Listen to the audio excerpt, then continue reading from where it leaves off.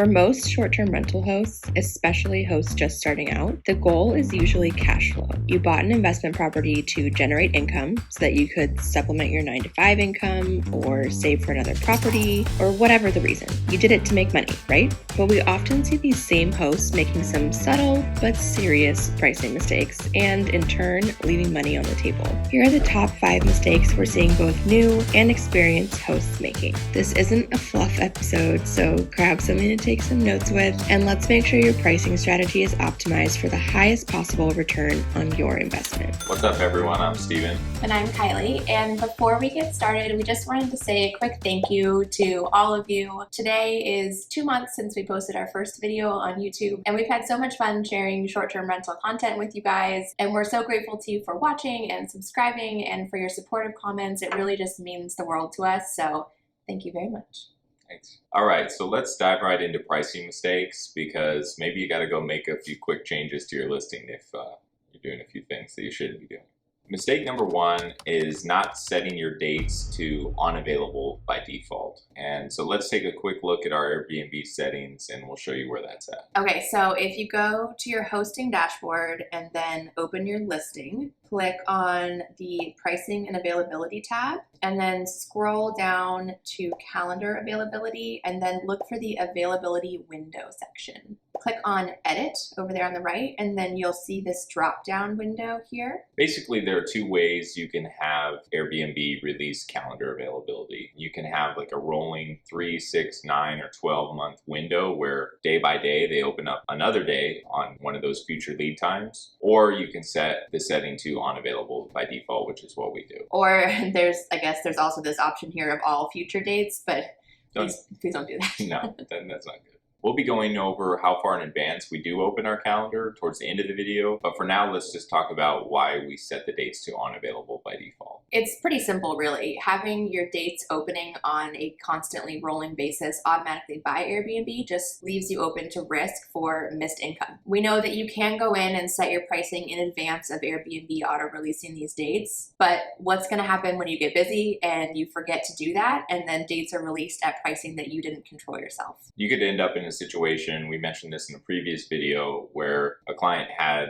a property manager, had dates that were releasing automatically and got a big block of time booked at about half of what the market rates should have been. So we've always used this unavailable by default setting since the very beginning, and we've just not had to deal with problems, with dates being released automatically. We realized that setting would just allow us to always intentionally set pricing for a given block of dates. Mistake number 2 is not using Airbnb's promotions feature. And this is something that they've recently added some more, let's say, features to that feature where you get some more exposure. If you're using a dynamic pricing strategy where you're adjusting rates on a regular basis, the promotions can help bring some extra exposure to your listing at maybe a low demand time. A low demand time, or if you have maybe a gap between 2 bookings. Weeknights, for example, if you got 2 weekends booked on either side, you can run a promotion for those weeknights, which will bring you some extra views. An easy example of this can be seen in our Coachella Valley market. It's summer here and it's hot.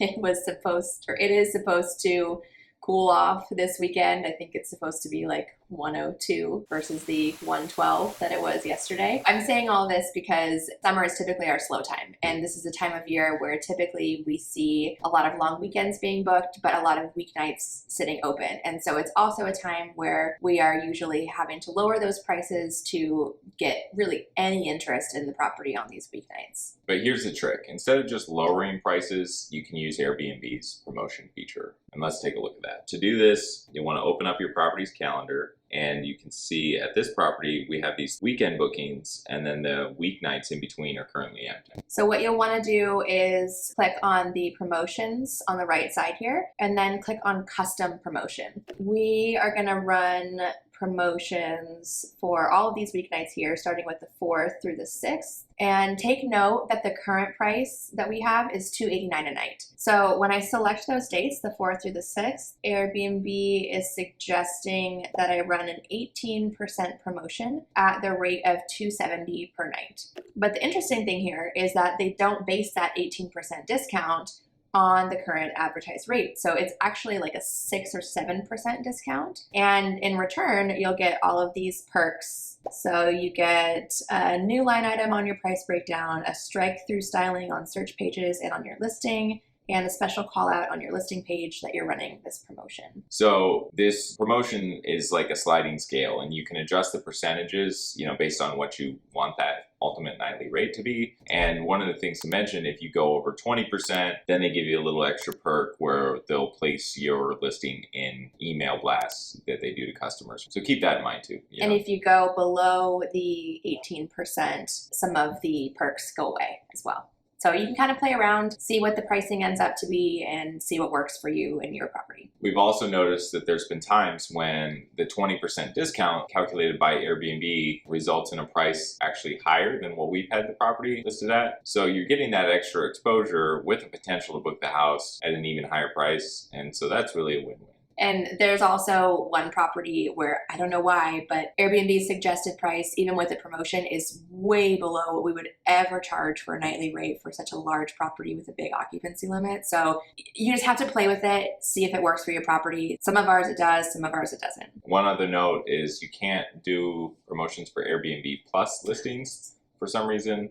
And you also can't do it for brand new listings that don't have a star rating. Mistake number 3 is blindly using Airbnb's smart pricing. In our experience, sometimes their smart pricing is pretty accurate, but a lot of the other times it's either way too high or way too low. It's just not reliable enough for us to count on. We use a strategy where we kind of aggregate data from a variety of sources. Some are like a comp list of similar properties in the area. We look at hotel pricing trends, and then we also use recommendations from Price Labs. We also consider things like local events and travel trends and just general market trends. Which Price Labs and hotel pricing tend to reflect as well. They reflect those events. So we kind of bring this all together, and then we still manually make our decision, I guess, about how we're going to price a block of dates based on that data we collected. So do your research. You can also enlist the help of a third-party software program like Price Labs to help just kind of sanity check your pricing and maybe even push you to raise your pricing a little bit. You'll at least make sure you're factoring in important trends for pricing in the area. Mm-hmm. That brings us to mistake number 4, which is using static or seasonal pricing methods. Back in the day, think Verbo in the early 2000s, people would set pricing. They'd have their fall price, their summer price, their spring, and their winter price, and they wouldn't really think twice about it after that. But this set it and forget it pricing strategy is extremely outdated. You're missing out on potential revenue, and it can also hurt you from an algorithm standpoint. Yeah, so what we mentioned, kind of our dynamic pricing strategy, what that also means is actively updating pricing, and this is something that you want to do at least once a week, where you're just taking a look, maybe making a few tweaks on dates that are unbooked. That activity helps with your algorithm rankings in search results. It's pretty common knowledge at this point that you don't want to let your listing get stale. So really, almost daily, we're going in and doing some sort of minor tweak to our listing, whether it be with pricing or photo order or little captions or just tiny little details so that your listing is constantly being refreshed, even in the smallest way. So mistake number 5 is opening your calendar too far in advance. Our general rule of thumb for a short-term rental property is to open a calendar no more than 3 months in advance. We do this for a couple reasons. The first is that we're able to have a better sense of market trends and travel trends and all of the factors that influence our pricing strategy. And this has been proven to be especially true since COVID. Yeah, take last summer, for example, like we mentioned in the desert here, demand was super high and we were booking out dates at what would normally be like mid-fall to early winter pricing in the middle of July. If we would have had a sort of set it and forget it pricing, we would have booked summer dates, 6 to 9 months in advance at a price cheap. Yeah, cheap price, which we would have considered typical summer. We were able to capitalize on that by not having our calendars open too far in advance. We've also found that there's a smaller percentage of people that are really trying to travel since COVID further than this 3-month in advance window. Yeah, so by keeping our booking window at 90 days, we were able to assess demand, see that people were still flocking to the desert, even though you could fry an egg on the sidewalk. And we were able to collect higher prices throughout the summer. Another reason to consider here is that we also do manage properties for owners, other clients, and sometimes those relationships end. We've never been fired as a property manager, But we've had several instances where owners have decided to sell a property. It's a tricky situation if you have a booking for next July and the owner wants to sell. You can make extenuating circumstances cancellations with the booking platform, but it's just not something that's going to help out your profile. We're pretty confident of that. Having this 3-month window and no bookings beyond that gives an owner some flexibility if they're going to make that choice to sell a property. All right, so if you have been making any of these pricing mistakes, we encourage you to, well, first like this video and then get onto your Airbnb account, make those necessary adjustments, and hopefully you will be bringing in more bookings at higher prices. Yeah, let us know what you think. Feel free to post any questions in the comment section below, and we look forward to seeing you in the next video. See you guys.